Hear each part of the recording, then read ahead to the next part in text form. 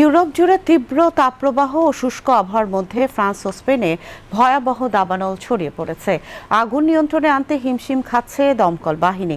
পরিস্থিতির অবনতি হওয়ায় দুই দেশেই 2 লাখের বেশি মানুষকে নিরাপদ স্থানে সরিয়ে নেওয়া হয়েছে। এখন পর্যন্ত এই দুই দেশে আগুনে প্রায় 1 লক্ষ হেক্টর বনভূমি পুড়ে গেছে। এদিকে ফ্রান্সের দক্ষিণ পশ্চিমাঞ্চলে উপকূলীয় এলাকা থেকে ছড়িয়ে পড়া আগুন এখনও বোর্দো শহরের উপকণ্ঠ পর্যন্ত পৌঁছে গেছে। গিরন্দ ও লদ অঞ্চলে প্রায় 1,97,000 মানুষকে সরিয়ে নেওয়া হয়েছে। আগুনের কারণে বোর্দো বিমানবন্দর সাময়িকভাবে বন্ধ রাখা হয়েছে।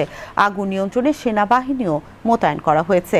ফরাসি প্রধানমন্ত্রী সেবাস্তিয়ান লেকর্নু এবং স্বরাষ্ট্রমন্ত্রী লরা নুনেন্স সতর্ক করে বলেছেন, প্রবল বাতাস ও শুষ্ক আবহাওয়ার কারণে আগুন নিয়ন্ত্রণ আনতে দীর্ঘ সময় লাগতে পারে। অপরদিকে স্পেনে রাজধানী মাদ্রিদের কাছাকাছি 3টি বড় দাবানল ছড়িয়ে পড়েছে। এর মধ্যে 2টি আগুন একত্রিত হয়ে আরও বড় আকার নিয়েছে।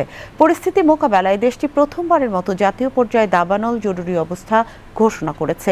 প্রায় 63,000 মানুষকে নিরাপদ স্থানে সরিয়ে নেওয়া হয়েছে বা ঘরের ভেতরে অবস্থান করতে বলা হয়েছে। দক্ষিণ স্পেনে সাম্প্রতিক দাবানলে অন্তত 13 জনের প্রাণহানি হয়েছে। স্পেনের আভিলা প্রদেশে দাবানলে 50,000 হেক্টরেরও বেশি এলাকা পুড়ে গেছে। ফ্রান্সের সপ্তাহ জুড়ে উচ্চচাপ বলয়ের প্রভাবে আবহাওয়া আরও শুষ্ক ও স্থিতিশীল থাকতে পারে বলে পূর্বাভাস দিয়েছে আবহাওয়া বিভাগ। স্পেনেও পরিস্থিতি স্বাভাবিক হওয়ার কোনো লক্ষণ নেই। দেশটির আবহাওয়া অফিস দক্ষিণ পশ্চিম ও মধ্যাঞ্চল পাশাপাশি ক্যানারি দ্বীপপুঞ্জে ব্যাপক তাপপ্রবাহের সতর্কতা জারি করেছে।